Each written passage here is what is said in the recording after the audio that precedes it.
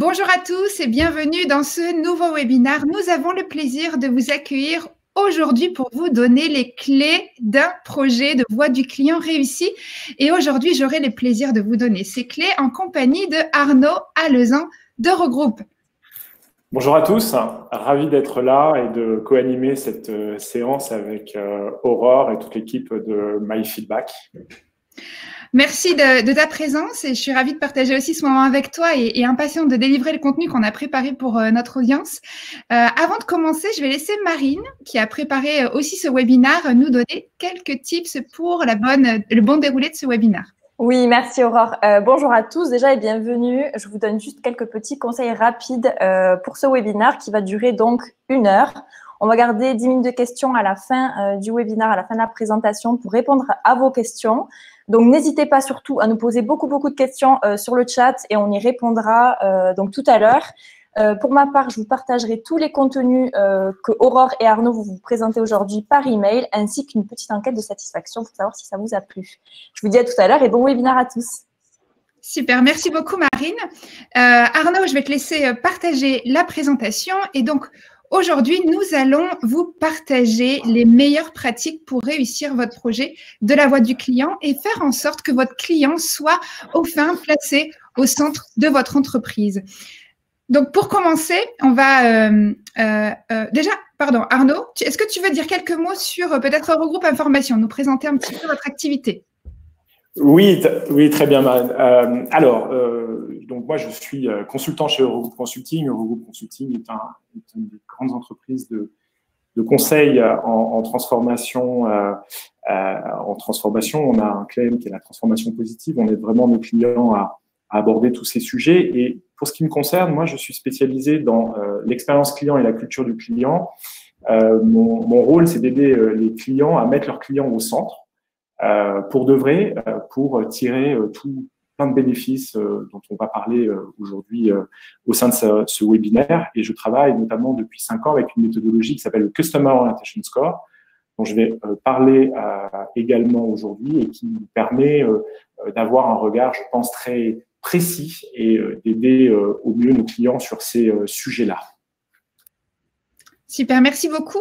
Moi, pour ma part, donc, je suis Aurore Beunier, cofondatrice de MyFeedback, éditeur du logiciel MyFeedback qui permet aux entreprises de collecter la voix du client sur tous les points de contact et d'activer ce feedback pour créer de la valeur directe et ROI. Donc, moi, aujourd'hui, je vais plutôt avoir un rôle pour vous donner des tips très pratico-pratiques et je pense que ça va être un webinaire très riche qui va allier la méthodologie, les bonnes pratiques et ces choses très pratiques et fonctionnelles qu'on va pouvoir vous délivrer aujourd'hui.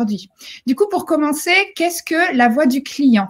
La voix du client, ça va être ce processus qui va vous permettre de collecter cette voix du client tout au long du parcours client. On va le voir en détail, l'importance de couvrir l'intégralité du parcours pour vous permettre de percevoir les améliorations produits à apporter ou à faire au niveau de vos services ou de façon générale au niveau de l'expérience client.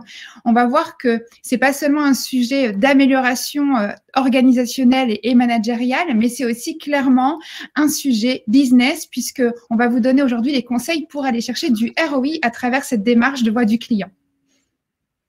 Alors, aujourd'hui, les questions qu'on va aborder, on commencera par faire un petit point dans les entreprises, partager notre point de vue de là où on en est en termes de voix du client. Est-ce qu'on a des programmes qui transforment vraiment la culture, l'orientation client, qui permettent d'aller chercher justement ce ROI?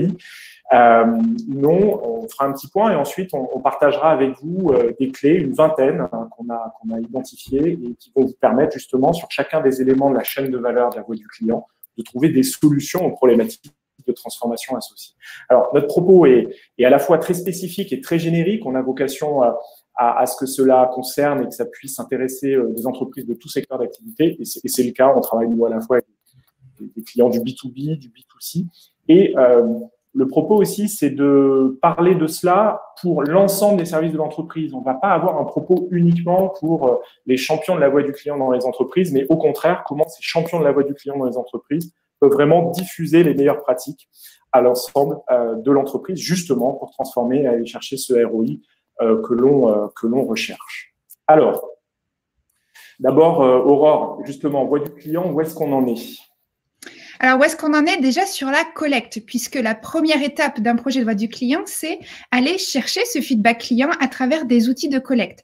Ce qu'on observe aujourd'hui, c'est que les technologies qu'on propose arrivent plutôt à maturité et sont de mieux en mieux déployées chez les clients que nous accompagnons, que vous accompagnez. Cependant, il y a un vrai sujet sur la nature des indicateurs à collecter. On connaît tous le NPS, qui est le score phare de la voix du client et qui va permettre d'avoir ce niveau de recommandation qui est un peu le Graal, que ce soit pour les directions, mais aussi pour les équipes terrain. Mais cependant, il y a toujours un travail d'acculturation à faire autour de ces éléments-là et se poser les bonnes questions, du coup, dès sa stratégie de collecte. Quels sont les indicateurs? Sur quelle étape je déploie? Quel format de mon dispositif? Est-ce que je fais plutôt de l'email, du site web, de l'app? Tout ça, c'est des questions qui se posent encore aujourd'hui. Alors, sur la partie analyse et diffusion de l'information, on va dire que les entreprises, de notre point de vue, ont plutôt une bonne maturité. La question, en revanche, que l'on voit souvent, c'est cette question qui est nos analyses. Est-ce qu'elles préfigurent vraiment? Est-ce qu'elles facilitent l'action? Ou est-ce qu'on est encore dans une logique d'analyse analytique qui sert, on va dire, l'exercice, mais qui a du mal derrière à permettre et à faciliter l'action que l'on recherche tous? D'un point de vue appropriation, alors c'est là que ça devient vraiment compliqué pour les entreprises. Comment je fais pour embarquer l'ensemble des collaborateurs au sein de ce projet? Parce que souvent, ce qu'on voit, c'est qu'on va avoir des départements études qui deviennent des départements expérience client au sein des entreprises. Et ça change tout. Parce que du coup, le résultat des enquêtes, ça va plus seulement être à destination des réflexions stratégiques pour le COMEX, mais ça va devenir des vrais indicateurs opérationnels pour l'ensemble de l'entreprise, du conseiller, du responsable de magasin jusqu'au manager et à la direction. Donc, comment je vais faire pour faire en sorte que ce projet soit approprié par l'ensemble de mes collaborateurs et embarquer tout le monde dans cette stratégie centrée sur la voix du client. Là, aujourd'hui, c'est un sujet qui est en cours de maturation. Nous, on le voit au quotidien. C'est des questions que se pose l'intégralité de nos utilisateurs. Et aujourd'hui, on va du coup vous donner quelques clés pour répondre à ces différents enjeux. Dernier point de cette chaîne de valeur, c'est l'action. Et là, notre regard, c'est, on va dire qu'on est moyen. On pourrait aller beaucoup plus. On pourrait aller beaucoup plus loin. On pourrait faire en sorte que la voix du client soit beaucoup plus présente dans les décisions, dans la définition des produits, dans la définition des services, dans l'évolution effectivement des parcours. On peut dire, on n'a pas l'impression, en travaillant avec nos clients, que la voix est systématiquement utilisée pour faire évoluer et pour nourrir l'ensemble de ces décisions. Comment on peut aller un cran plus loin? Comment on arrive à transformer cela? Alors, voilà nous le constat que l'on dresse, mais qu'est-ce qui explique ce constat? Il y a plusieurs façons il y a plusieurs raisons qui expliquent ce constat-là, et le travail que l'on fait depuis 5 ans avec le diagnostic Customer Orientation Score nous a permis, en passant du temps avec les équipes, d'identifier les raisons de les freins pour faire en sorte effectivement que cette voix du client transforme. Le premier point, c'est celui de l'appétence et de la croyance des collaborateurs. Vraiment, ça, c'est des commentaires que l'on a entendus lors de nos diagnostics COS et voix du client, nos immersions sur le terrain. Si vous voulez aller plus loin, il va falloir vous confronter à ça. Alors, quelles sont ces appétences et ces croyances? Beaucoup de collaborateurs pensent que il faut satisfaire le client est opposé avec la réduction. Voilà. On ne peut pas satisfaire le client et coûter cher et réduire les coûts. C'est pas possible. D'autres collaborateurs pensent que satisfaire le client n'est pas forcément synonyme de performance, ce à quoi ils n'ont pas totalement tort dans le point de la recherche académique, c'est-à-dire il y a des conditions qui permettent effectivement de créer de la performance, d'autres, ce n'est pas totalement le cas. Mais cette croyance est là, et du coup, vu qu'on estime que ce n'est pas un enjeu prioritaire, un investissement prioritaire, eh bien, on ne va pas mettre les feux sur ce sujet-là. Autre point important, le point de vue du client n'est pas la vérité. Souvent, on est confronté à ça, des collaborateurs qui nous disent mais le client a dit ça, mais c'est pas la vérité. Moi, j'ai la vérité, le client ne l'a pas. Quand on est dans une démarche voix du client, on estime que la vérité elle est plutôt effectivement du côté des clients, ou en tout cas, on essaie de faire un équilibre autour de ça. Autre point, on a appelé ça la préoccupation et les compétences voix du client. On reviendra sur ce point là-dessus parce que c'est très important. Qui connaît ce qu'est un NPS? Qui connaît ce que c'est un CSAT, un CSAT? Alors c'est vrai, là on est entre spécialistes, donc on connaît cette définition-là, mais finalement si on la rapporte à l'ensemble de l'entreprise et des collaborateurs de l'entreprise qui maîtrisent complètement ces concepts. Et surtout les maîtrisent pas pour les maîtriser, mais pour les utiliser au quotidien. Il y a des enjeux autour de ça, on l'a vu, on va essayer de donner quelques clés là-dessus. J'ai oublié mes codes d'accès à la plateforme Voix du client. Alors, ça peut vous faire rire, mais c'est une situation que j'ai vécue vraiment sur le terrain. Et qui montre quelque part la place de l'ensemble des dispositifs Voix du client de manière très opérationnelle dans les équipes opérationnelles, soit en contact du client, front office, ou plutôt en middle ou en back office. L'orientation client de l'organisation peut gêner justement la diffusion de la voix du client également. Je n'ai pas le temps. Je n'ai pas le temps de diffuser la voix du client. Je n'ai pas le temps de m'occuper de la voix du client. C'est difficile de s'intéresser aux clients dans cette organisation. Je sais que c'est important, mais je suis le seul à m'en occuper. Et enfin, un dernier point, une dernière origine de ces freins par rapport à la voix du client, c'est ce qu'on pourrait appeler le silotage de la préoccupation, c'est-à-dire cette croyance qui fait croire justement que la voix du client, c'est une affaire de spécialiste et ça doit rester une affaire de spécialiste. Ce qu'on va voir dans la suite du webinaire, c'est qu'il faut désiloter tout cela. Alors, c'est dommage parce que la voix du client, c'est un investissement à fort ROI. Qu'est-ce que tu peux nous dire, Aurore, là-dessus? Voilà. Tout à fait. On a fait le constat en termes d'organisation et des freins du coup qu'on peut trouver en interne. Mais ce qu'il faut toujours avoir en tête, c'est que la voix du client, c'est aussi un levier business incroyable. Quelques chiffres d'une étude qu'on va vous partager dans le chat directement. Par exemple, c'est 55%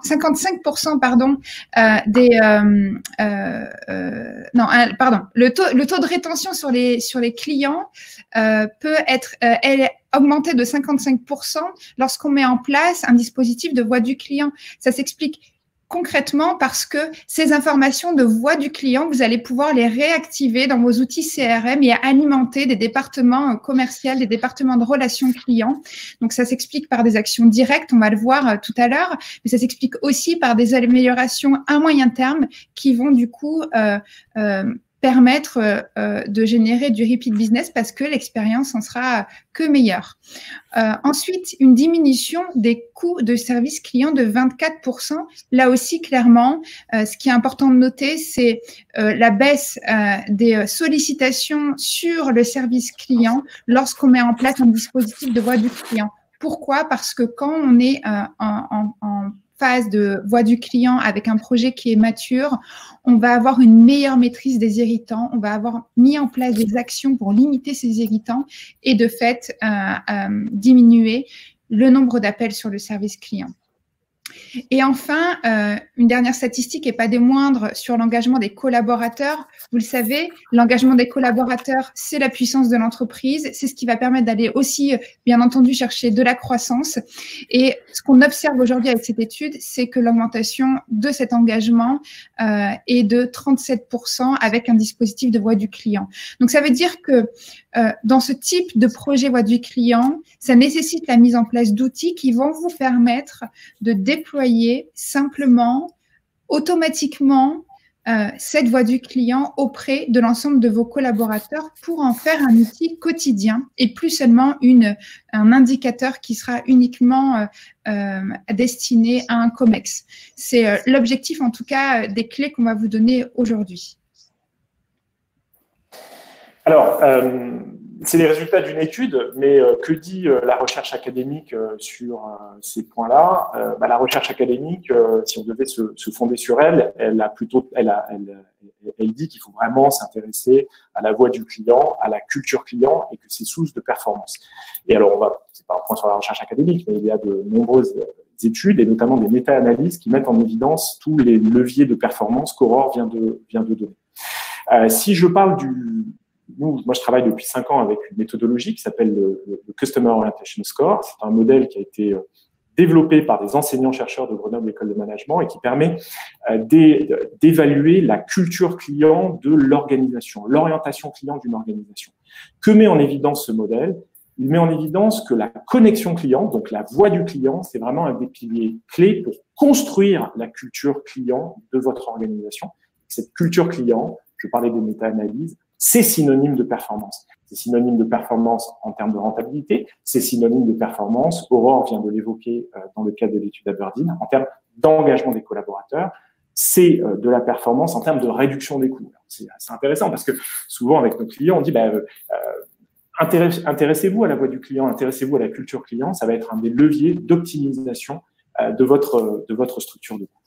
Si je parle du modèle Customer Orientation Score, que je viens de nommer très rapidement, c'est un outil très puissant, vraiment à la base, moi, depuis 5 ans de notre pratique, et qui se présente en fait sous la forme d'un questionnaire auquel les collaborateurs de votre entreprise vont répondre, et qui va vraiment permettre de faire 2 choses. Un diagnostic excessivement précis de la culture client, notamment grâce à un benchmark de plus de 40 000 réponses et 120 entreprises. Ça veut dire qu'on sera on est en capacité de positionner les problématiques de culture client sur l'ensemble des leviers. Il y en a 80, l'ensemble des leviers, dont la voix du client et la relation client. Et puis, deuxième point, en ayant ce diagnostic excessivement précis, on va pouvoir bâtir des plans d'action réellement transformants, à la fois donc sur l'impulsion stratégique, la connexion client, c'est-à-dire la voix du client, l'autonomie, la responsabilité, mais aussi l'orientation client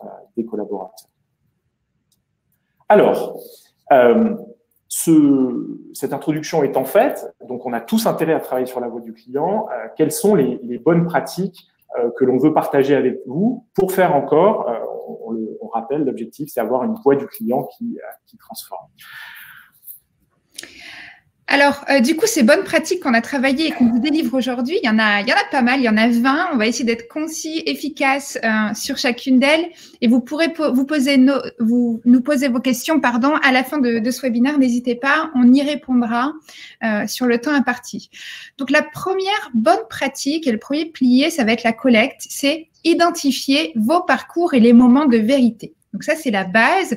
C'est être en capacité de dérouler votre parcours client, de identifier les étapes claires de votre parcours client et sur celui-ci, mettre en place les différentes étapes de mesure que vous souhaitez déployer.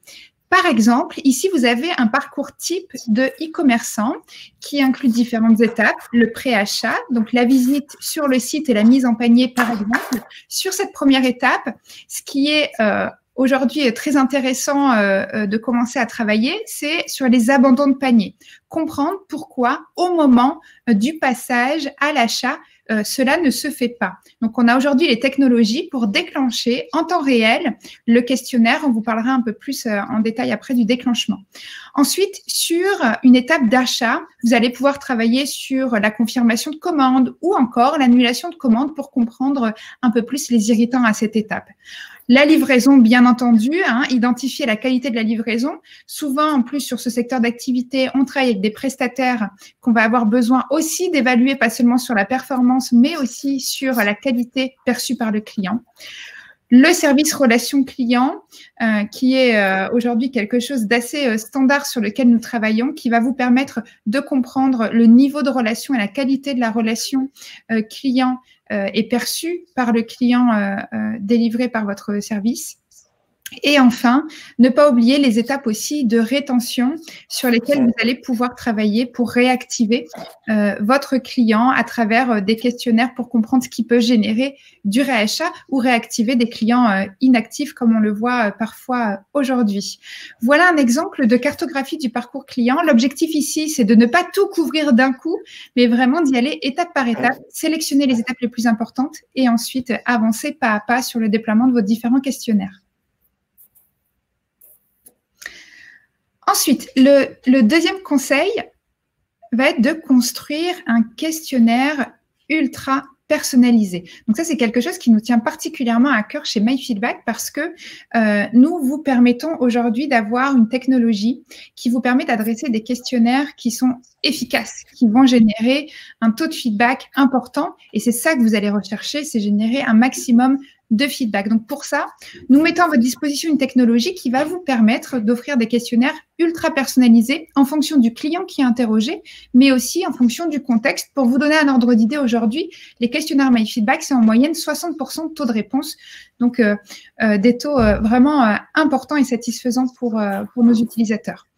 J'en profite pour partager avec vous trois chiffres sur la performance des questionnaires est issue d'une étude que nous avons menée sur plusieurs années sur l'activité de notre plateforme. La première chose et le premier conseil, c'est faites court. Donc 6 questions maximum. 6 questions, c'est le nombre de questions optimal pour aller chercher le meilleur taux de feedback. Donc faites court. Grâce à cette technologie de personnalisation, vous allez pouvoir adapter de façon dynamique les questions posées et arriver à ce chiffre cible de 6 questions. La deuxième chose, c'est 17%, c'est l'augmentation que vous pouvez espérer si vous placez votre question NPS ou CSAT dès la première question. Donc ça nous va bien parce que souvent le NPS ou le CSAT, c'est l'indicateur phare que vous avez besoin d'aller chercher pour construire ensuite vos dashboards de voix du client. Et donc, à savoir que lorsque c'est la question qui est placée en première position, elle est plutôt très engageante et elle va permettre de maximiser là aussi le taux de réponse. Et la dernière chose, c'est 13%, c'est l'augmentation aussi que vous pouvez espérer sur votre taux de feedback en intégrant de la personnalisation. Et donc, sur la slide d'après, on va vous montrer le principe. L'objectif, en fait, c'est que vous puissiez utiliser l'ensemble des données que vous possédez déjà au sein de votre CRM ou de votre base marketing. Par exemple, des données contextuelles comme le conseiller qui a pris l'appel, le motif de l'appel ou encore des informations relatives au client. Bien sûr, dans le cadre correct de la RGPD, vous allez pouvoir utiliser ces informations pour contextualiser la question, apporter du contexte et la rendre beaucoup plus engageante. On voit ici un exemple. Comment évalueriez-vous les conseils que vous avez reçus de la part de Vincent? Ça, clairement, c'est une question qui va vous permettre de contextualiser les choses, rendre le questionnaire plus engageant et maximiser le taux de réponse. Donc, voilà un tips sur la personnalisation du questionnaire qui fait aujourd'hui partie des bonnes pratiques pour faire la différence. Troisième bonne pratique.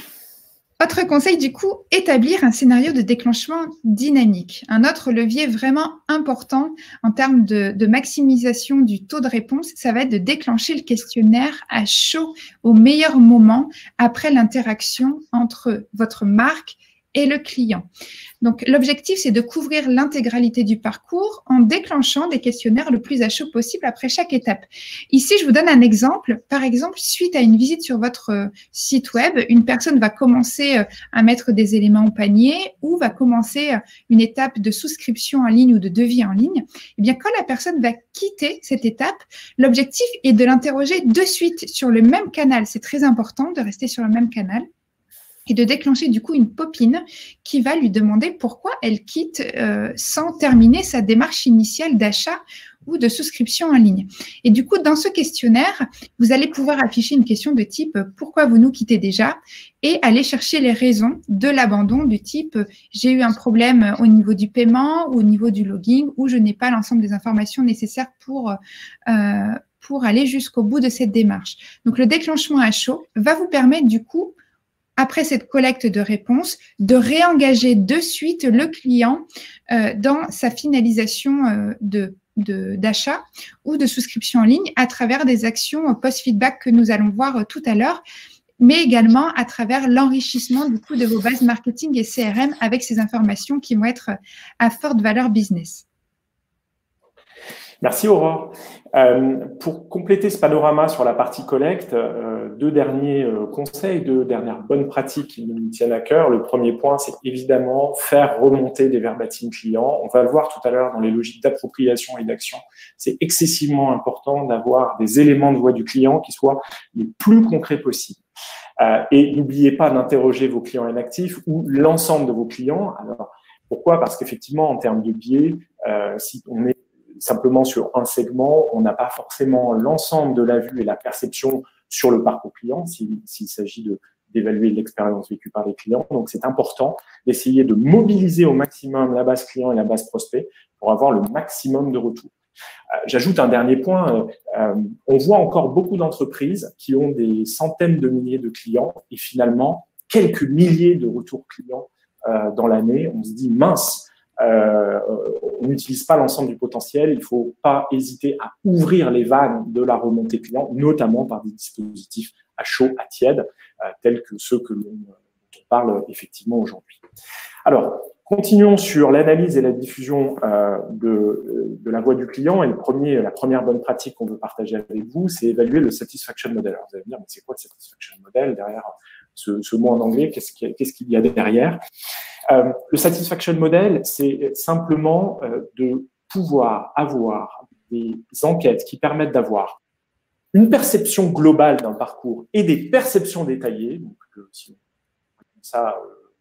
on met ça sur l'histoire de la satisfaction, c'est-à-dire une satisfaction globale, une satisfaction détaillée, pour pouvoir ensuite jouer de manière statistique entre la satisfaction globale et la satisfaction détaillée, pour essayer d'identifier quels sont les éléments du parcours qui contribuent le plus à la perception du client, qui donc sont le plus contributeurs à la performance. Donc, c'est un point d'analyse très important que l'on peut embarquer dans des dispositifs à tiède ou à chaud, dans des petits dispositifs, et qui vont vraiment beaucoup vous aider derrière au moment de la mise en place, de la définition des plans d'action et surtout de la priorisation de vos moyens. Du coup, une fois que ce travail de modèle est fait, ce qui va être important, du coup, c'est d'en déduire les indicateurs qui vont vous permettre de piloter votre activité. Ce qui est important, c'est de faire le travail en amont et de se dire quels sont les indicateurs relatifs à mon entreprise. Nous, ce qu'on voit par expérience, c'est que les indicateurs sont très différents, très divers. Ce qui est important, c'est de ne pas uniquement se satisfaire d'indicateurs, je vais dire standards, uniquement le NPS par exemple, parce que ce n'est pas suffisant pour mettre en place des plans d'action et je vais dire faire des modifications très opérationnelles sur le parcours. Donc ça, c'est un point important. Vraiment, posez-vous, mettez en place les indicateurs qui sont propres à votre entreprise. Et puis, même si la première version vous semble peut-être pas aboutie, c'est pas grave, c'est un début. Les choses évolueront. Plus vous avancerez et meilleurs seront les indicateurs pour piloter votre activité. Le point suivant, c'est adapter le contenu des dashboards. Donc, une fois que ces indicateurs sont posés, principaux, il va falloir réfléchir aux destinataires des reportings et à leurs besoins. Donc, ce qu'on vous recommande, c'est de faire rentrer les parties prenantes, les conseillers, les responsables d'agences ou de boutiques et également les managers.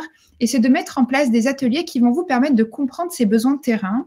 Moi, en tant que manager, j'ai besoin de tel indicateur et tel indicateur pour piloter mon activité et de faire ce travail avec les différentes mailles de l'entreprise.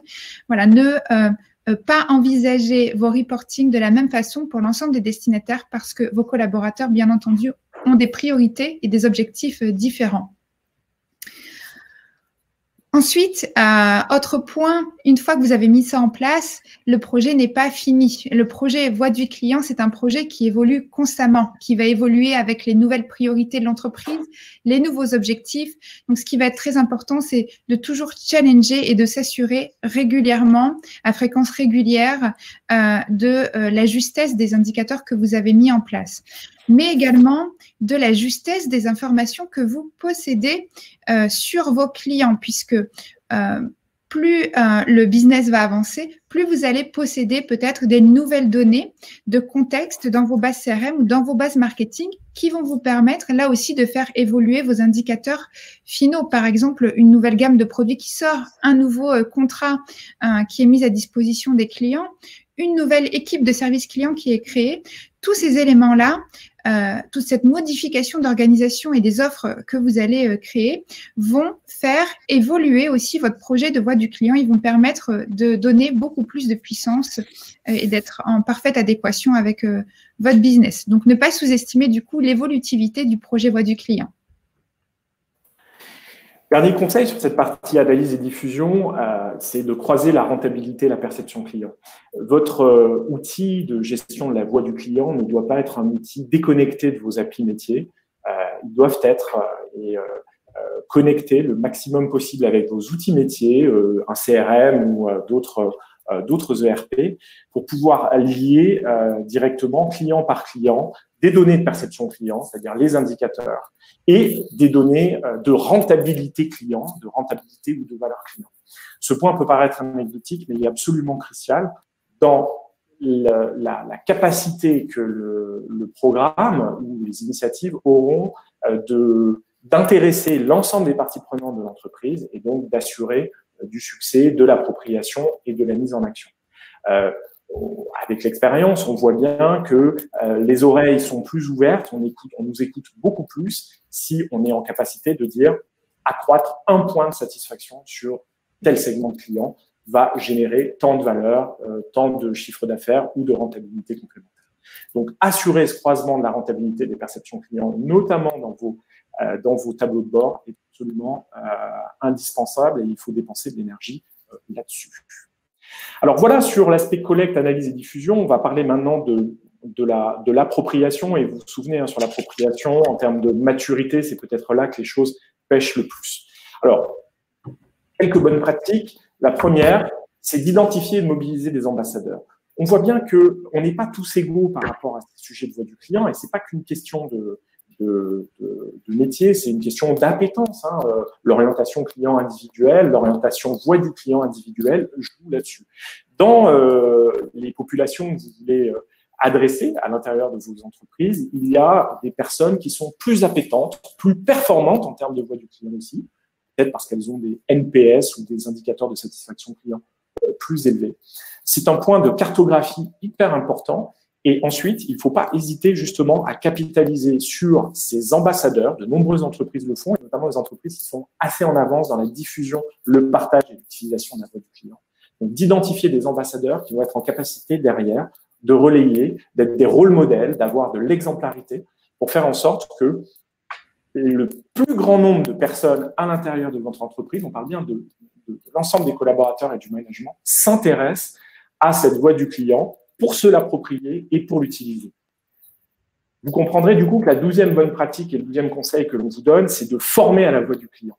Il y a beaucoup de formations à la relation client, il y a beaucoup de formations à l'expérience client. Il y a finalement beaucoup moins de formations autour de la voix du client pour comprendre ce que c'est. Qu'est-ce que ça veut dire un NPS égale -2? Moi, souvent, en diagnostic, on est confronté à des personnes qui nous disent « mais ça veut dire quoi NPS égale -2 » C'est bien ou c'est pas bien? Qu'est-ce qu'il faut que je fasse? Donc, il faut imaginer des modules pour pouvoir partager et faire en sorte que cette voix du client, comme on l'a noté tout à l'heure de manière un petit peu cabotine, ne soit plus une langue étrangère, ou soit plutôt une langue parlée par le maximum de personnes en front, donc au contact des clients, mais aussi un peu plus éloignés, les collaborateurs qui sont un peu plus éloignés du traitement des clients directement.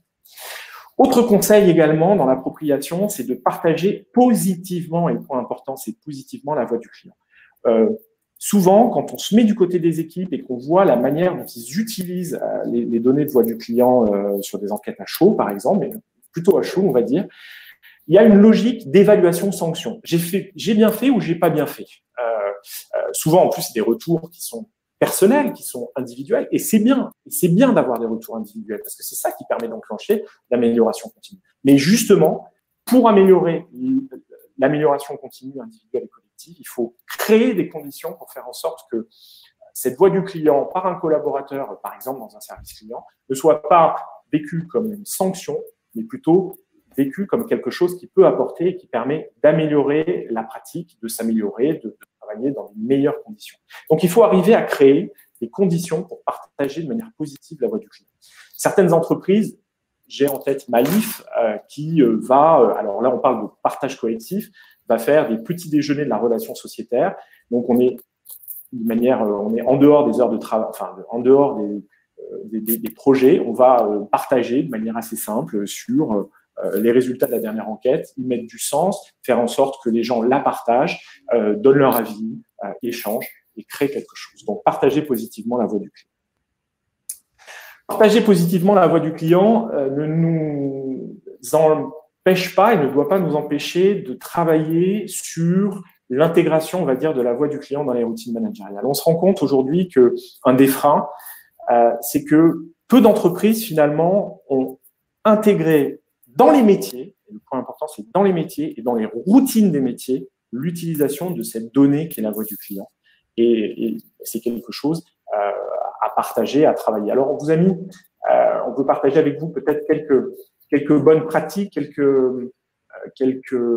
bonnes pratiques, quelques idées qu'on a pu nous pousser chez un certain nombre de nos clients avec lesquels on a œuvré sur ces sujets. Alors, par exemple, au quotidien, on se met dans une posture d'équipe opérationnelle. Ça peut être des équipes de front, mais ça peut être des équipes un peu plus éloignées du client, un peu plus éloignées du client, donc celles que j'appelle de middle office ou back office.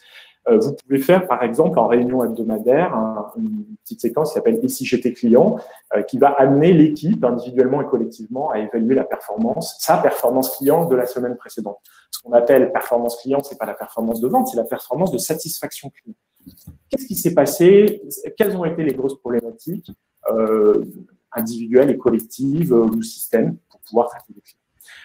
Deuxième point, l'accompagnement individualisé entre managers et collaborateurs. Pour nous, c'est absolument essentiel. Et on voit bien que ça pose différentes questions. Ça pose l'acculturation des managers à la voix du client. Donc, c'est un lien avec ce qu'on évoquait tout à l'heure sur la formation à la voix du client. Être capable de maîtriser ces grands indicateurs, le NPS, comprendre la représentativité potentielle ou non des verbatims, travailler avec les verbatims, pour pouvoir justement faire en sorte que le manager direct retranscrive ces informations à son collaborateur et le coach, dans une logique de manager-coach au quotidien pour le faire grandir sur ces sujets-là. Évaluation et reconnaissance, évidemment célébrer et valoriser les succès, qu'ils soient individuels ou collectifs, qu'on soit en B2B ou soit en B2C. Donner du temps à la voix du client, c'est-à-dire inscrire dans les fiches de poste le temps passé sur le partage et l'appropriation de la voix du client pour sacraliser, instaurer complètement ces temps dans le quotidien des équipes. Et enfin, développement des compétences, de bonnes pratiques qui sont liées vraiment à la manière dont on va faire des temps forts, tous les retours d'études clients, on va dire plutôt à froid, et faire en sorte que ce soit des temps, quelles que soient les équipes, que ce soit des équipes projet ou que ce soit des équipes opérationnelles en front ou en middle ou en back, pour pouvoir prendre ces éléments et avancer et activer une logique d'amélioration continue. On en parlera un peu plus tard. Dernier point que qu'on voulait partager avec vous sur ce travail d'appropriation de la voix du client, c'est une bonne pratique qu'on est en train de travailler avec un acteur du transport public aujourd'hui.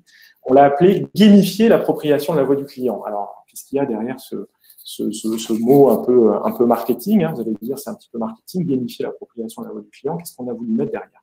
Le cas est le suivant. Vous avez un challenge, et beaucoup d'entreprises ont des challenges satisfaction client ou expérience client, c'est-à-dire vous avez des équipes opérationnelles et on va, au bout d'un an, identifier l'équipe qui est la plus performante en termes de NPS ou de satisfaction. On est en train, nous, de retravailler le challenge pour mettre de la place, donner de la place à des pratiques de partage de la voix du client et d'impulsion managériale autour de la voix du client. Donc, si l'année dernière, dans le challenge, il y avait 100% de la note qui dépendait d'une performance satisfaction client et expérience client, là, on est en train de revoir les choses pour faire en sorte qu'il y ait 70% liés à la performance, mais 30% liés pour récompenser les équipes opérationnelles qui vont le plus mettre en place des logiques de partage de la voix du client, d'autonomisation des collaborateurs, pour travailler beaucoup plus sur la culture client, l'orientation client, que la performance pure. Voilà, on espère avoir été assez complet sur cette logique appropriation. On pourra en parler derrière. C'est un vrai levier d'amélioration dans les entreprises. Il y a plein de questions, Arnaud. On en parlera tout à l'heure à la fin dans la séance de questions-réponses. C'est vrai que ce sujet appropriation, il est clé. Il est passionnant. Je pense que c'est un des points les plus difficiles sur la mise en place des projets et voilà, les idées, les bonnes pratiques que tu donnes sont précieuses. Maintenant, moi, je vais vous parler de choses un peu plus concrètes. On va parler action, on va parler comment activer. Merci, Aurore. Comment activer ce feedback dans son écosystème ou dans son business quotidien. Donc, c'est ce que je vais vous détailler un petit peu ici. Donc, l'objectif, en fait, c'est que votre feedback client, une fois que vous l'avez collecté de la meilleure des manières, puisse aller enrichir votre écosystème logiciel pour alimenter vos équipes terrain avec. Donc, quand je pense écosystème logiciel, je parle du CRM, de l'outil de relation client, de l'outil marketing, de vos outils de BI. L'objectif, c'est que toute cette voix du client soit recentralisée dans vos outils métiers déjà existants pour que ce soit centralisé et redispatché aux équipes qui ont déjà bien pris en main ces différents outils de votre écosystème. Donc, par exemple, ici, si on prend le cas de l'indicateur phare qui est la note NPS, donc cette note NPS qu'on va collecter sous la forme « Recommanderiez-vous notre marque à votre entourage sur une échelle de 0 à 10 ?» va vous permettre d'identifier les détracteurs de votre marque, les promoteurs de votre marque ou encore les personnes plutôt passives, neutres, qui se trouvent entre 7 et 8, qui sont aussi une population, bien entendu, à travailler. Donc, cette note NPS, vous allez pouvoir la réintégrer dans votre écosystème logiciel, dans votre CRM. Donc, en l'occurrence, MyFeedback, nous, on a développé toute une stratégie de connecteurs natifs inclus dans notre offre qui vont vous permettre de connecter la solution directement avec vos outils CRM. Et ensuite, cette note NPS, du coup, vous allez pouvoir l'activer en la combinant avec d'autres informations business. Par exemple, vous allez pouvoir, à travers ces outils, identifier de suite les clients réguliers qui sont tout d'un coup détracteurs et de fait dégager des actions concrètes terrain sur cette population-là. Et donc là, on peut parler d'actions marketing automatiques avec votre solution marketing, donc des emails, des SMS, mais vous pouvez aussi engager des opérations de recontact par votre service client pour rattraper ces clients avant qu'ils ne churnent, ou encore travailler des populations de promoteurs en les intégrant dans des programmes de parrainage ou les neutres pour les transformer du coup plutôt en ambassadeurs et en promoteurs de la marque. Donc ça, c'est le principe général. Et donc, sur des choses un peu plus avancées, vous allez pouvoir utiliser cette note NPS pour alimenter aussi vos personas marketing. Donc, si c'est des choses que vous avez d'ores et déjà structurées, c'est parfait. N'oubliez pas d'intégrer cette voix du client aussi dans la qualification de vos personas marketing. Par exemple, ici, un exemple, à travers un questionnaire, vous allez pouvoir collecter cette note de satisfaction de recommandation NPS. Ensuite, aller chercher des informations un peu plus détaillées au sein de votre questionnaire sur les habitudes d'achat. Si votre système d'information actuel ne vous le permet pas, demandez, posez la question à vos clients et allez chercher la fréquence d'achat tous les 3 mois ou une fois par an. Et ensuite, aller chercher des informations liées aux intérêts de votre client. Par exemple, ici, pour la déco, vous êtes plutôt à l'affût des nouvelles tendances ou adepte du do-it-yourself. Et en fait, ce qui va être intéressant avec les questionnaires MyFeedback, ça va être de combiner ces différentes informations relatives à la satisfaction, aux habitudes d'achat ou aux intérêts pour que vous puissiez alimenter directement vos personas marketing dynamiquement, en temps réel. Donc ça se fait de façon automatique, sans intervention manuelle. C'est très puissant puisque derrière ce persona, vous allez pouvoir l'activer pour en générer du business à plusieurs niveaux. Et donc, c'est là que l'intégration avec votre écosystème logiciel est très important pour que vous puissiez générer plusieurs leviers de business. Par exemple, sur la fréquence d'achat, à la validation du panier, vous pouvez proposer des produits complémentaires pour atteindre un panier moyen qui est déjà connu, qui serait de 150 €. Ça, c'est la première chose. Ensuite, en utilisant votre note NPS et la fréquence, vous pouvez décider d'engager les promoteurs dans des programmes de parrainage et puis les récompenser lorsqu'ils vous permettent de faire de l'acquisition de nouveaux clients. Ensuite, en utilisant là aussi des intérêts, par exemple les préférences, vous allez pouvoir personnaliser avec des solutions, je pense à Caméléon ou à Betesti, vous allez pouvoir personnaliser dynamiquement le contenu de votre site web et les offres proposées en fonction des intérêts que vous aurez détectés par les questionnaires. Ou encore, lorsque la personne vous a fait part du canal préféré d'interaction qu'elle souhaitait avec vous, du coup, privilégiez plutôt ce canal, par exemple le canal SMS, pour communiquer avec elle et lui adresser des offres privilégiées ou réaliser la mesure aussi principalement sur ce canal. Donc, toutes ces informations-là, du coup, pour résumer, cette voix du client, vous n'allez pas seulement l'envisager à des fins managériales et organisationnelles pour piloter votre expérience client et vos équipes, mais il faut aussi l'envisager comme un levier de business direct, en réalimentant cette information dans votre écosystème logiciel et en trouvant des axes d'activation marketing et commercial en temps réel que vous allez pouvoir déclencher. Oui, alors ça va dépendre des secteurs d'activité, mais on rencontre pas mal d'entreprises qui ont encore des difficultés à mettre en place cette boucle très directe, très opérationnelle. Parce qu'il y a des leviers d'anonymat sur les questionnaires, potentiellement, si les questionnaires sont anonymisés, parce que c'est peut-être pas les personnes spécifiques qui vont relancer les clients pour aller chercher ces opportunités business. Et là, on a un levier de ROI excessivement prégnant et à court terme à aller chercher. Et important parce que, comme tu le disais tout à l'heure, la justification d'un programme de VOC chez nos entreprises clientes, c'est aussi cette notion de ROI, c'est comment je vais générer du business additionnel ou en tout cas avoir un retour sur investissement de l'investissement que je fais dans ma plateforme et dans l'accompagnement. Donc ça, c'est clé et c'est pas à mettre en place après. Je dirais que nous, ce qu'on voit plutôt chez nos utilisateurs, c'est qu'on a vraiment une concordance entre les sujets organisationnels où on va plutôt travailler sur les reporting et ces sujets ROI direct où on va dès le début faire une intégration dans l'écosystème en place.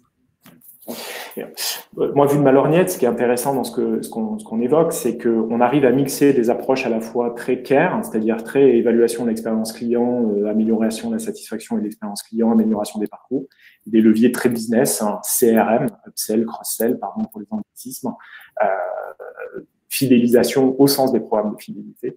Et on peut arriver de manière très concrète à capter les deux ROI. Alors justement, le lien avec la 17e bonne pratique, mais celle-là, normalement, vous la connaissez, normalement, elle est active dans beaucoup d'entreprises, c'est d'activer les feedbacks, non pas le feedback, mais les feedbacks de manière un petit peu plus analytique, dans une logique de progrès continu et d'amélioration des parcours clients et d'expérience client, du parcours de souscription, d'achat ou d'autres typologies de parcours. La problématique qu'on a beaucoup dans les entreprises, c'est, j'ai envie de dire, la bande passante associée à ces comités clients, hein, c'est le fameux comité client mis en place, l'aura que le comité client et l'impact, le pouvoir que le comité client et d'autres comités pourront avoir sur la marge de l'entreprise, sur la stratégie de l'entreprise. On va en parler tout à l'heure en activant une autre bonne pratique. Et c'est un point très important. Autre point, autre bonne pratique qu'on voulait partager avec vous, c'est mettre la voix du client dans les projets. Ce n'est pas encore totalement fait, ou on va dire, ce n'est pas encore fait de manière totalement optimisée. Avec des outils voix du client, vous avez la possibilité de créer des communautés clients, vous avez la possibilité de partager au fil de l'eau d'un projet, et même si ce projet n'est pas un projet marketing, entre guillemets, mais qui a un impact potentiellement sur l'expérience du client, sur un produit client de manière indirecte, il ne faut pas hésiter à utiliser les plateformes pour créer des communautés et compagnonner pendant la durée du projet avec ses clients pour partager les bonnes pratiques, pour les interroger, pour collecter leurs besoins, leurs attentes. C'est un point clé et on trouve que dans les entreprises, on pourrait aller encore un peu plus loin en termes de maturité sur ces sujets-là. Enfin, dernière pratique qu'on voulait partager avec vous et qui nous semble absolument clé, justement pour activer une voix du client qui transforme, c'est la mobilisation des CODIR, la mobilisation des COMEX sur ce sujet-là. Et je voulais partager avec vous quelques retours d'expérience qu'on a pu accumuler justement depuis 5 ans en travaillant de manière quotidienne sur des diagnostics de culture client avec le Customer Orientation Score, sur de l'accompagnement des COMEX et de l'ensemble des équipes pour voir où sont les freins, comment les partager. Alors, sur ce sujet, on veut partager avec vous, on va dire, trois axes qui nous semblent importants, 3 axes d'action. Il y en a probablement d'autres. De toute manière, c'est du travail à faire au quotidien, ça s'enrichit de manière quotidienne. Le premier axe, le premier enjeu, c'est la sensibilisation. On pourrait parler de sensibilisation ou d'acculturation, faire en sorte que nos CODIR et nos COMEX deviennent aussi, j'ai envie de dire, passionnés par la problématique de la voix du client, de l'orientation client, que ce que peuvent être, que nous, c'est-à-dire nous, praticiens de la voix du client et de la culture. Il y a 2 points qui nous semblent vraiment importants. Il faut travailler sur l'acculturation du COMEX et du CODIR. Non pas, je ne dis pas que les COMEX et les CODIR ne sont absolument pas acculturés clients, c'est pas du tout vrai. Dans les diagnostics COS qu'on a pu mettre jusqu'à présent, on a vu des scores d'orientation client spontanés des CODIR très très élevés, c'est-à-dire à plus de 100, et des scores d'orientation client spontanés des CODIR très faibles, c'est-à-dire inférieurs. Et ce sujet-là de l'acculturation du COMEX, de la sensibilisation continue du COMEX, il est absolument essentiel, justement pour gagner, on va dire, de la bande passante sur ces sujets-là. Alors, comment on s'y prend?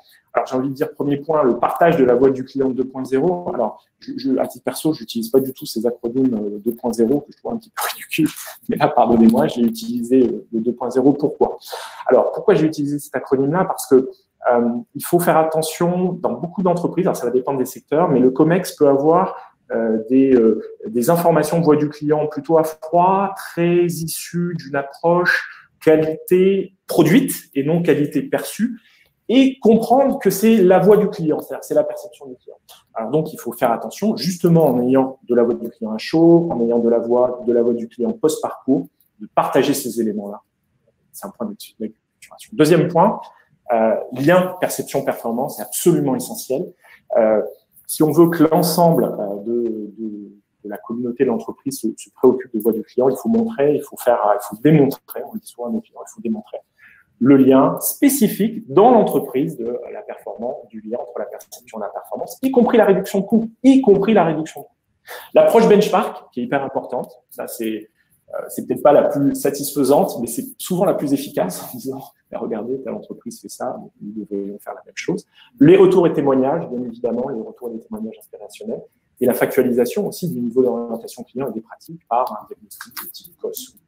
Ça, c'est le premier point. Le deuxième point, je vais dire, il est encore plus essentiel. C'est pas parce que vous faites tout ça qu'il va y avoir un changement. Donc, il faut arriver à provoquer un moment d'inflexion. On appelle un moment d'inflexion. C'est quoi ce moment d'inflexion? C'est le moment dans lequel le top management va avoir de manière collective une conviction que si on donne un peu plus de place à la voix du client ou à l'orientation client, ça va nous permettre d'être plus performants, plus rapidement et surtout avec un effort maîtrisé. Voilà, il y a ces trois éléments. Mettre plus de voix du client, être plus performant avec un effort maîtrisé. C'est de la logique de changement, hein, c'est du change, mais ce point-là est absolument essentiel. Je me souviens, un de nos clients, patron d'une banque, nous dire « je vais avoir besoin de mettre de l'énergie cinétique ». Je vais avoir besoin de mettre de l'énergie cinétique. Donc, on est dans ces questions-là d'inflexion, de changement. Donc, est-ce que c'est normal qu'on se pose la question, est-ce que le jeu en vaut la chandelle? Donc, il faut arriver à créer ces conditions pour montrer que le jeu en vaut la chandelle. Les points de vigilance là-dessus, il y en a deux.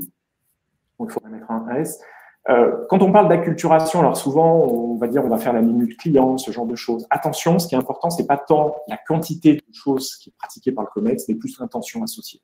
Des minutes clients qui ne contribuent pas à la diffusion de la voix du client ont pas ou peu d'intérêt.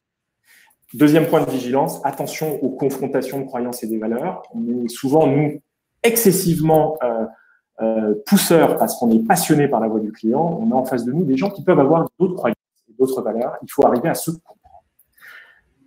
Deuxième point, l'action. C'est absolument important. Dans la mise en action, il faut intégrer une ambition d'amélioration et un plan d'action de l'expérience client dans le plan stratégique de l'entreprise. Il faut le décliner avec des objectifs d'amélioration précis par parcours client. Il faut mettre des objectifs d'amélioration du NPS. Ça veut dire qu'il faut avoir une belle cartographie du NPS. Il faut avoir, et de vos parcours, pardon. Il faut avoir des objectifs de ce type-là. Et dernier point, si vous pouvez le faire résonner avec la raison d'être de l'entreprise, c'est quand même beaucoup plus puissant, notamment si la raison d'être de l'entreprise est un vecteur très puissant dans vos entreprises. Point de vigilance sur ce sujet. Attention au syndrome, le client, c'est une priorité parmi 10. Souvent, malheureusement, ça ne marche pas. Ce n'est pas suffisamment puissant pour donner de la bande passante et du temps à ces questions-là. Et puis, le silotage entre, on en a parlé jusqu'à présent, l'expérience client et la performance économique. Et enfin, dernier point, et je terminerai là-dessus, 11h54, on pourra partager vos réponses, ces notions de pilotage. Une fois qu'on s'est mis en action, il y a une notion de pilotage qui est excessivement important. Il faut, et c'est un travail, définir des tableaux de bord de l'expérience client et de l'orientation client autour de vos parcours clients, avec des données de perception client, avec en miroir des données d'engagement de vos collaborateurs, avec en miroir la maturité, l'avancée de vos projets inscrits dans le plan stratégique de l'entreprise et sur la partie roadmap de votre plan stratégique. C'est des éléments et définir les routines de partage du tableau de bord au sein de vos entreprises. C'est ça qui va permettre de soutenir l'effort dans la durée, et on a besoin d'efforts dans la durée pour transformer les éléments. Donc voilà ce que nous voulions plus spécifiquement partager avec vous sur cette partie, faire du COMEX une partie prenante. Et donc nous arrivons à la fin de notre propos, et on espère que ces 20 bonnes pratiques vous ont intéressé et surtout vous aident et vont vous aider. Super, merci beaucoup. C'était passionnant, Arnaud. Je pense, plein de réponses à des questions que notre audience se pose aujourd'hui. Mais pas que, parce qu'il y a eu pas mal de questions pendant notre intervention. Du coup, Marine, je te laisse animer cette partie de questions. Donc, la première. Oui, vas-y, Marine. Oui, Aurore, je vais vous lire les questions, ce sera peut-être plus simple parce qu'effectivement, il y en a eu beaucoup. Alors, la première question de Léa qui portait vraiment sur le début, sur où en est-on aujourd'hui dans la voie du client. La voici. Est-ce parce que l'appropriation voie du client est mauvaise que l'action reste limitée? Non, mais ça veut dire qu'on peut aller plus loin et qu'on peut faire mieux. Et faire mieux, ça veut dire plus impactant, et faire mieux, ça veut dire aussi avec moindre effort. Moindre effort. Très bien, merci Arnaud. On a eu ensuite une question, je pense, qui va vous concerner sûrement tous les deux, de la part de Philippe. Pouvez-vous donner un exemple d'indicateur propre à l'entreprise? Alors, nous, pour notre part, ce qu'on peut voir côté MyFeedback en termes d'indicateurs, c'est que généralement, les indicateurs vont tourner autour d'échelles de notation que vous connaissez tous plus ou moins, sur des échelles de 0 à 10, des échelles de 4 ou 5 étoiles. C'est des choses assez redondantes qu'on voit, le score NPS, le score CSAT, le score CES, Customer Effort Score. Tout ça, ça devient des scores disponibles un peu sur étagère. Par contre, là où c'est très important d'apporter une vision contextuelle, c'est de rendre ces indicateurs opérationnels. Par exemple, une note NPS, si on prend cet exemple-là, n'a finalement du sens pour l'opérationnel que si elle est mise en perspective avec des données métiers. Par exemple, de mettre en perspective la note NPS par le collaborateur qui a pris l'appel, ou par le motif de l'appel initial, ou encore de mettre en perspective la note NPS avec d'autres échelles de notation qui ont évalué d'autres items, et ainsi voir l'impact de ces niveaux de satisfaction sur la note de recommandation globale. Donc, c'est plus ces questions-là qu'il faut se poser. C'est pas tant sur les échelles de collecte, mais quels indicateurs je veux mettre en place pour rendre les choses opérationnelles dans ma prise de décision quotidienne. Je ne sais pas, Arnaud, si du coup, toi, de ton côté, tu as des exemples peut-être d'indicateurs à partager. Non, après, on peut, enfin, sur la partie des indicateurs propres à l'entreprise, il y a aussi une démarche demain, peut-être aujourd'hui, certaines entreprises le font, c'est de définir quels sont les critères de l'expérience client qui sont hyper importants pour moi. Et donc, aller valider auprès du client si ces critères sont actifs ou pas.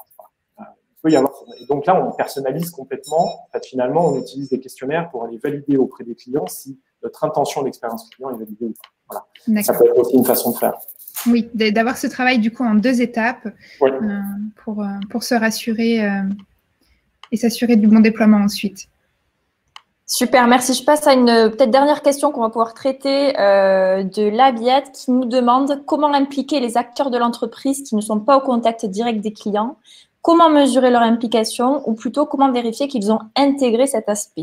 Donc, pas mal de questions en une.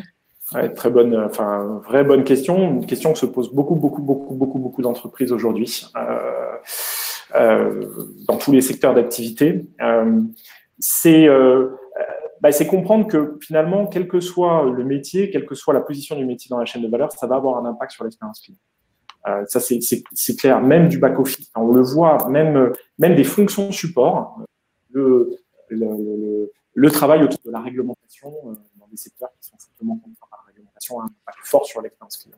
Donc, la question, c'est de se dire comment j'amène les informations qui me permettent de faire évoluer les choses. On pourrait passer beaucoup de temps à comparer des expériences entre des banques en ligne. On verrait qu'ils jouent vraiment avec la réglementation.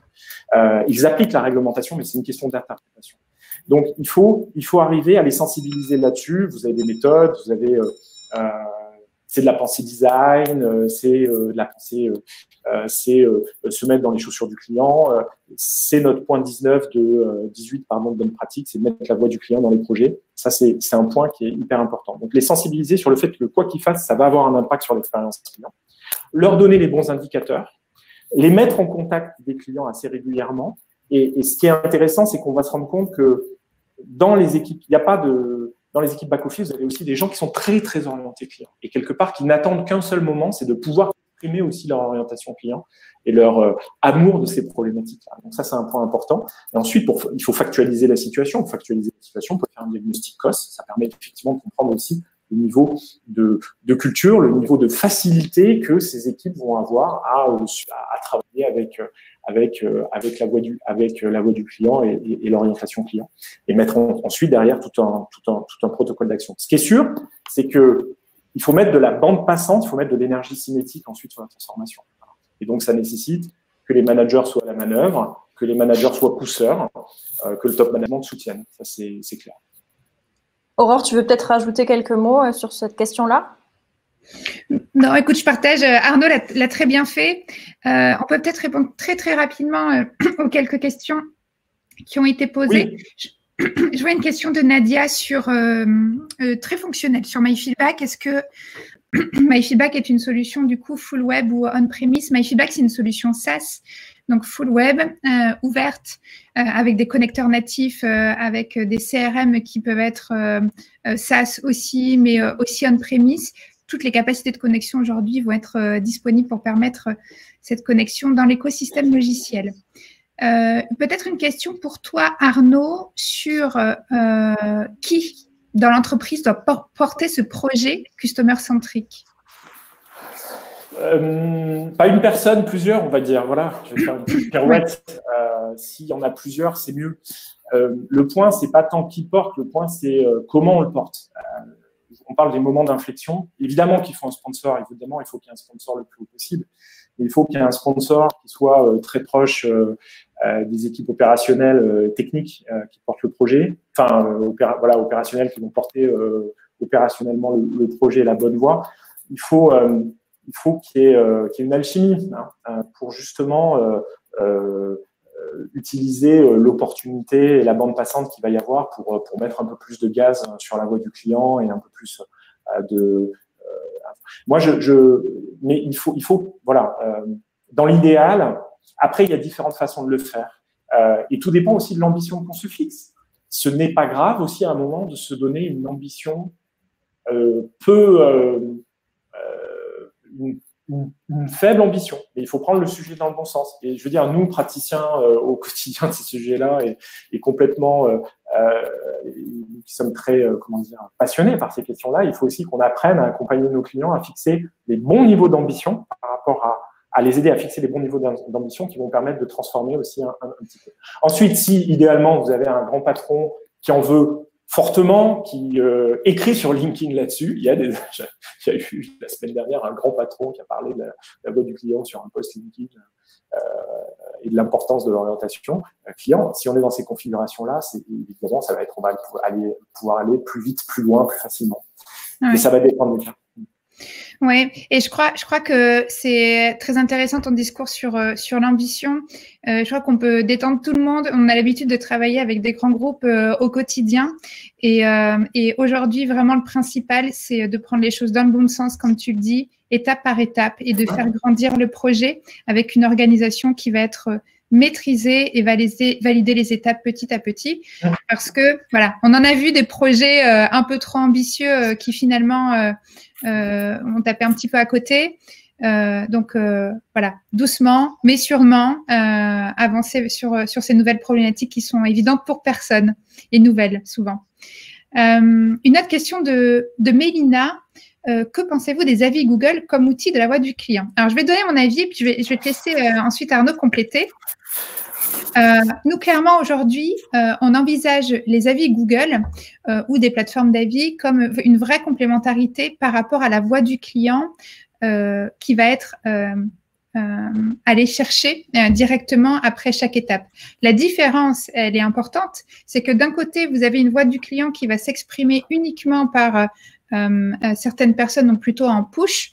De l'autre côté, vous avez les rênes. Vous avez la capacité de déclencher des questionnaires à chaud, de les faire contextualiser, de maximiser l'engagement pour aller chercher une voix du client plus exhaustive et plus complète auprès de vos clients. Donc, les deux sont complémentaires. Il ne faut pas confondre ces avis clients qui vont être un formidable levier de visibilité et notamment de référencement de votre visibilité digitale, mais ça ne suffit pas à avoir l'ensemble des indicateurs certainement dont vous avez besoin pour piloter votre entreprise et que vous allez pouvoir aller chercher avec une vraie plateforme de feedback client et un dispositif de voix du client. Tu partages, Arnaud? Oui, je partage. Parfait. Mais je pense que ce sera à l'occasion de faire un webinaire un peu plus approfondi sur le sujet parce que c'est un sujet et des questions qui sont très récurrentes chez les entreprises avec lesquelles nous travaillons. Marine, est-ce que tu as d'autres questions? Pour moi, c'est bon. C'est tout bon. On a un tout petit peu dépassé, mais… Bon. En même temps, c'était très dense. Ouais. Pour notre part, du coup, côté MyFeedback, n'hésitez pas à vous connecter sur notre site et à demander une démonstration pour voir l'outil plus en détail. Ce sera l'occasion qu'on vous montre très concrètement à quoi peut ressembler un questionnaire intelligent sur votre parcours, à quoi peut ressembler les reportings et les dashboards relatifs à un projet sur lequel nous aurions le plaisir d'échanger. Donc, n'hésitez pas de vous rendre sur notre site. Et puis, voilà, merci Arnaud pour ça. Je te laisse peut-être, Arnaud, donner les coordonnées de Regroupe Information pour la suite du contact. Oui, alors nous sommes aussi à votre disposition pour partager sur le contenu qu'on vient d'évoquer, si vous voulez en savoir plus, aller au-delà. Alors initialement, on avait 24 bonnes pratiques, on aurait pu en faire 30, on avait 24, on en a enlevé 4, en disant sinon on n'allait pas rester dans le temps. Donc il y a d'autres choses qu'on a envie de partager avec vous, n'hésitez pas à nous contacter, on le fera bien volontiers, si vous voulez en savoir plus aussi sur la méthodologie COS et les projets qu'on a pu mener, à la fois de diagnostic, d'accompagnement, de mise en action, donc à la fois sur ces problématiques de culture, de voix du client, d'expérience client. Voilà. Bon, merci, moi j'étais ravie. Merci Aurore. Moi aussi Arnaud, j'étais ravie. C'était un super moment, autant sur la préparation que sur cet échange. J'espère que notre audience a apprécié. En tout cas, tous les messages vont en ce sens. Merci. Voilà, donc c'est parfait. Merci à tous pour votre écoute. Vous allez recevoir le replay et les documents associés. Et puis du coup, à très bientôt pour un nouveau webinaire. Et n'hésitez pas à nous contacter pour engager ces projets de voix du client. Nous saurons répondre à vos besoins. Donc à très bientôt. Et puis bonne journée Arnaud. À bientôt. Au revoir Aurore, au revoir Marine. Au revoir à tous.